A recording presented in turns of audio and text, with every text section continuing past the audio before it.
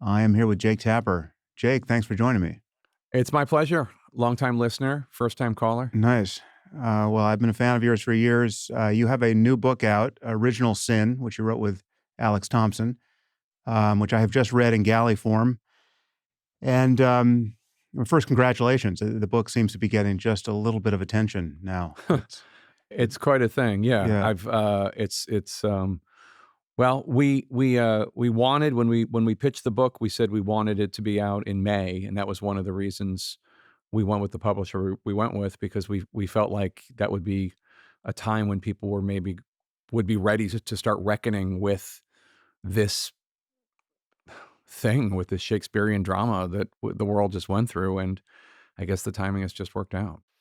Yeah. And it is, I mean, it's quite Shakespearean. It's quite a disturbing picture of hubris and delusion, always self-serving delusion, and more than a little dishonesty. I mean, it's really the one thing that's very inconvenient from my point of view is, um, even though I think Trump and Trumpism are 1,000 times worse, both as characters and political phenomenon than what we're unearthing on the Democratic and Biden side of this.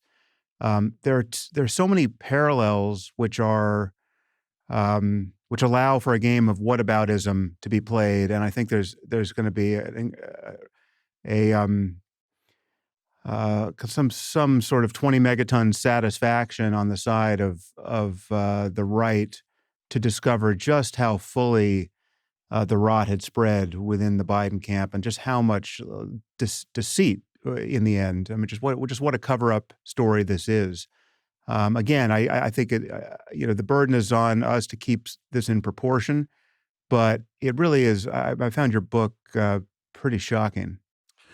Yeah, we were shocked, Alex and I, when we were reporting it. We started the project right after Election Day. Obviously, Alex has been aggressively covering the Biden administration as a White House correspondent.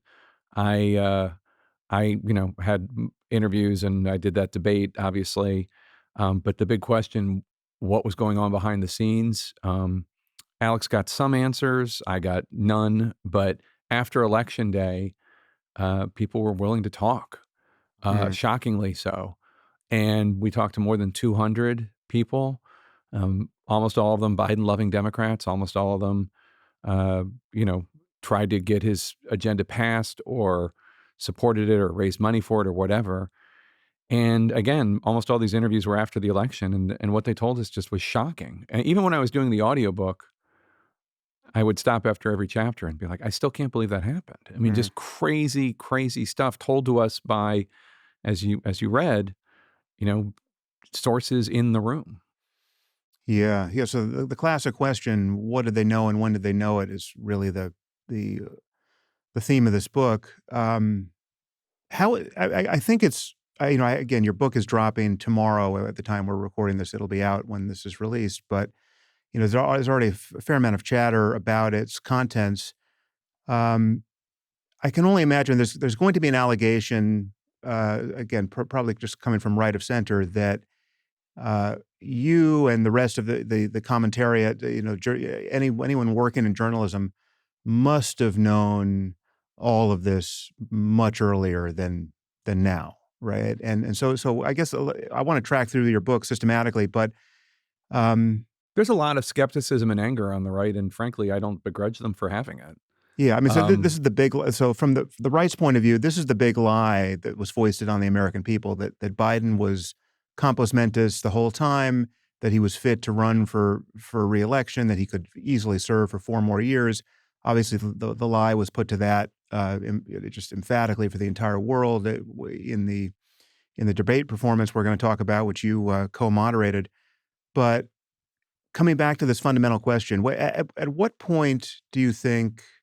I mean, we're going to talk about how early the inner circle knew how much he was unraveling and what they did to cover it up.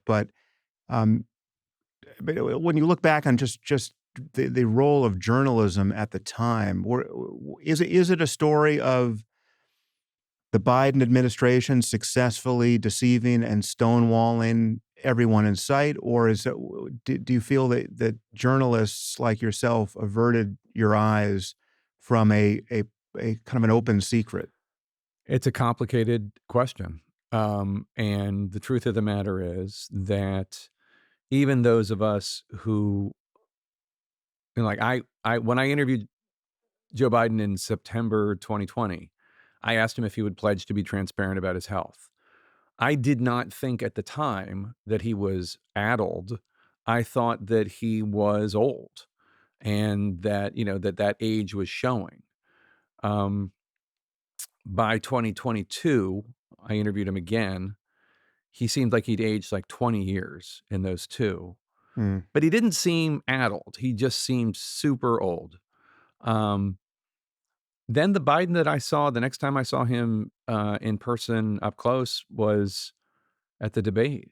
And I was as shocked as anybody else. And I, had been paying attention. Look, we all saw the video images of him stumbling or tripping.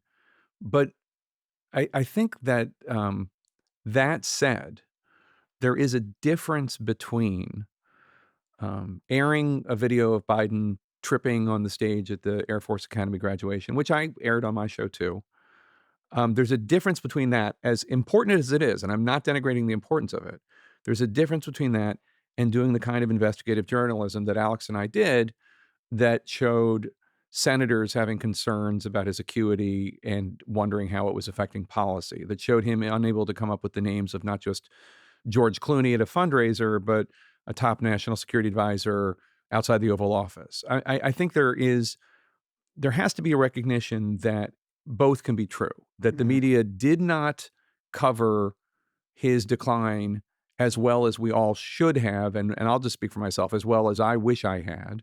And also the fact that a lot of this stuff was not obtainable until after the election, because the whole conceit behind why this happened was because Joe Biden, his advisors, and to a large degree, the entire Democratic Party bought into the argument that Donald Trump posed an existential threat to the United States. Joe Biden was the only one who could defeat him. And therefore, anything that went after Joe Biden would help Donald Trump. mm, That argument, when you convince yourself that the enemy, if you're a Democrat, the enemy is Donald Trump, if you convince yourself that the enemy is an existential threat, you can justify almost anything. And that's what I think they yeah, did. And yeah. that's why it was so difficult to get them to talk until after the election, when they burst like from a dam. Mm. I've never seen anything like it. Yeah, it was the fact that Donald Trump was perceived to be an existential threat, which he may yet prove to be. We are only 4 months or so into his administration, but um, That can't be right. It has to be like at least 3 years, yeah, right? it's been a very long 4 months. But the other crucial piece is that there was no plan B, right? They didn't perceive Harris to be viable, and they were for reasons that we'll talk about. The Bidens personally were clinging to the campaign in a way that really it was theirs to relinquish, and they weren't doing that. And there was nobody to challenge it, nobody to challenge them, nobody Yeah. to say, sir, you really should think about this. I have a very shabby business theory that applies to all aspects of leadership, which is called the Jar Jar Binks theory, which is that powerful people rise to the level where they can remove from their inner circle anyone who tells them when they're making a mistake or being an asshole. Hmm. And the glib uh, example is George Lucas putting Jar Jar Binks in the Star Wars Right. movies, the Yeah. prequels, which is, I think, a A mistake. Even disaster though by any measure. Yeah. those movies have made billions of dollars, Yeah. so it's flawed that way. But I could say, like, there are so many examples of this, of great men removing, or great men in terms of achievement, removing from their inner circle anybody who would challenge them. Hmm. And I think Joe Biden is one of those people. His top aides and advisors were people who worshiped him. Steve Ricchetti and Mike Donilon specifically, they worshiped him. And I think that that really was a mistake to Hmm. not have somebody who could say, you're too old, you really need to retire. Well, what happened to his claim that he was a bridge to the next generation of leaders? That he was he was just explicit about this in his first term that it was going to be his first and only term. What happened to that? I mean, how was he not held to that? How did he? I don't recall how he So this is let disavowed me tell you that in the end. it was craftier uh, than you're making it sound, Mm, because how you're casting it is how we all took it. yeah. Didn't he say he was going to be a one termer? Didn't he say something about a bridge to the next generation? He was just going to be one term. What actually, and I learned this through writing this book, because Hmm. my impression was yours, but I'm like, why did we think that? I went Yeah. back. One, December 2019, four different Biden advisors call Ryan Lizza with Politico in what Ryan thinks was a strategic leak and tell him Biden's only going to serve one term. Put it out there in the Hmm. ether. December 2019, before the primaries, before the caucuses, just get it out there, because they know people are very concerned that Biden's too old. So they get it out there. And then the event that you're talking about, this endorsement in Michigan in spring of 2024, when he's endorsed by Gretchen Whitmer, Kamala Harris, and Cory Booker, in which he uses the term bridge. And from that and media churn about it, we all thought, Mm, oh, okay, he's only going to serve one term. hmm. But then the midterms go not as bad as they were expected to go in 2022. And he just decides there isn't any really sort of process to talk about it. Nobody's there to challenge him. There's a pollster named John Anzalone who'd been with him since 1987, 1988, who's kind of like eased away out of the inner circle for being something of a person who raises these uncomfortable subjects. And he calls and does a conference call with Anita Dunn in 2023, wanting to poll on whether or not Joe Biden should run for reelection. Just get the data out there. And Anita says, we're not going to poll. The decision's been made. Mm. So there's no stress testing of any of it. Yeah, and insofar as they did have polling data, it seems that they were not actually honestly giving it Right. to the president. I mean, It's it a Jar just Jar Binks theory. Yeah. yeah, and They also the, another uncomfortable parallel to Trump. I mean, the level of that to which loyalty, as in don't deliver any bad news under any circumstances, was prized in this administration is pretty disconcerting. it's not just the administration. It is a source close to the Biden family told us this is part of who they are. They are believers in their own myth. The theology of Joe Biden, like any theology, does not permit skepticism. Mm, And they have a family motto. Everybody's heard the family motto, I give you my word as a Biden. A different family motto, less well known, is never call a fat person fat, mhm, which means basically don't tell ugly truths, don't share ugly truths. And from that motto, the family lies to itself and the world about the tragic uh, cancer diagnosis of Beau Biden, which is kept secret. mhm, The family lies to itself and the world about Hunter's struggle with addiction, and it goes on and on.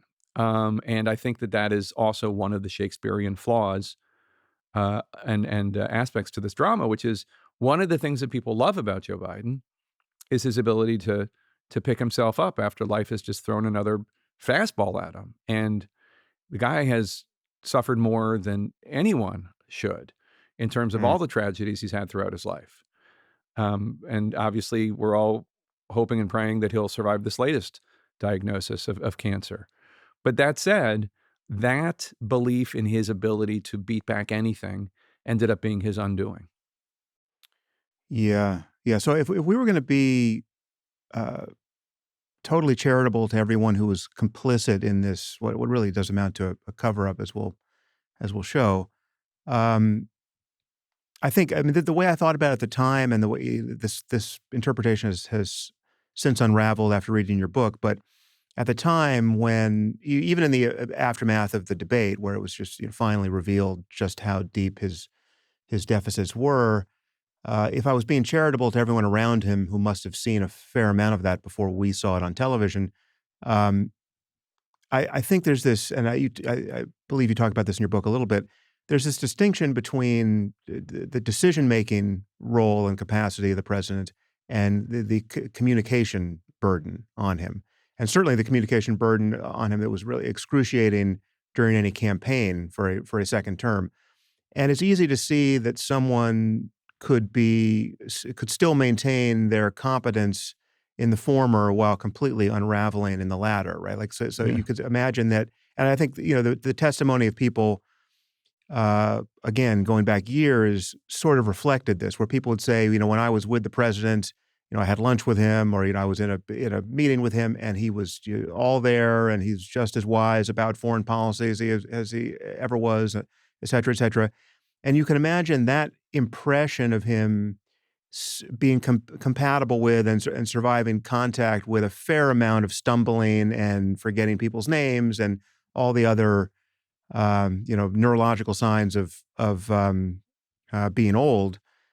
Uh, and so there's this period of a gray area where if you're being charitable, you can imagine how the people around him thought, all right, he's still all there. This is not a risk to the country. The same person we've always known is still making decisions about U.S. foreign policy or domestic policy. You just can't stick him in front of a microphone and hope that he's going to perform, right? And Yeah. and when that gulf got wider and wider, such that any microphone is, a high wire act that he's destined to fail spectacularly. Then it just became untenable for him to campaign. But I mean, so again, I want to lead you into a discussion of the Hur tapes and just Yeah. how much this it turns out to kind of be a false dichotomy. But um, what do you think about that framing? And was that the way you thought about it going back now some years? So that was always the argument from the Biden people. He's fine behind closed doors, and also, yeah, he's not a great speaker, and that's just always been the case. Um, and I have a couple thoughts on that. First of all, as one top aide said to me, and you paraphrased, being president is basically two jobs. One is making big decisions, and the second is communicating those decisions to the American people. And this aide said, and he was always good at the first, but he was never good at the communication, and that got worse in his term. I would argue that the communication part of it is just as important as the decision-making part of it, because we are in a communication era. And as far back as the advent of radio, a president's ability to communicate has been vital to his ability to lead, to rally support for war, for peace, for legislation, for civil rights. I mean, it is an important part of the job. So Yeah. I disagree with the aspect of their argument. They kind of do this cutesy dance where it's like performing as president versus performative as president. They think his ability to walk to Marine One is not as important as his ability to, rally NATO. And of course that's true, but no one's saying that a president that we have to choose Mhm. between, we should have to choose between a president who can communicate and also can stand for the ideals which we hold dear. There's also, as by way of explanation, it's not exculpatory, but Sam, you and I are roughly the same age. I'm 56. How old are you? I got 2 years on you. Okay. 58. So you and I are familiar with Joe Biden's existence since at least the 90s, right? Since at Mhm. least if not before, when he ran for president in 1988. So I've known of him since the 80s. And he's always been gaffe prone, long-winded, says inappropriate things. Like, that's always been him. Yeah.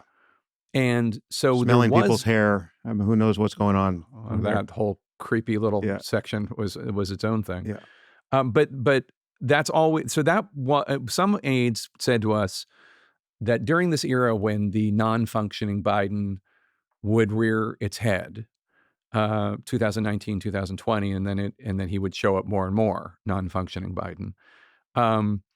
That they weren't sure what was going on because A, he was old, and that just happens with older people. They lose a beat. B, he was always kind of prone to some of this behavior even when he was in fighting form, Mm. long-winded, pointless stories, and forgetting names and such, gaffes, lies, all those things. So that, again, that doesn't exculpatory. It's not exculpatory, but it is by way of understanding like the complication of trying to figure out, wait, what exactly is going on here with this guy? Yeah. But our reporting suggested that like after Bo died in 2015, one top aide said it was as if somebody had poured water on his psyche as if it were sand, like it just Mm. melted away. And then there were that I do think that's one of the reasons why Obama did not want him to run for president in 2016, because he was just in no condition. He never fully returned to who he was. And I'm not making light of this. This is a horrible, horrible tragedy to lose your son. Um, but it did have a role in his acuity. And then we would just hear like this non-functioning Biden would pop up on the campaign trail in 2019, 2020, and then really start showing up a lot in 2023, 2024. Mm. Yeah, so there's some shocking details around that period that we'll get to. But tell me about Robert Hur and his radioactive tapes. So now we've heard them, and I think that they didn't surprise me, because I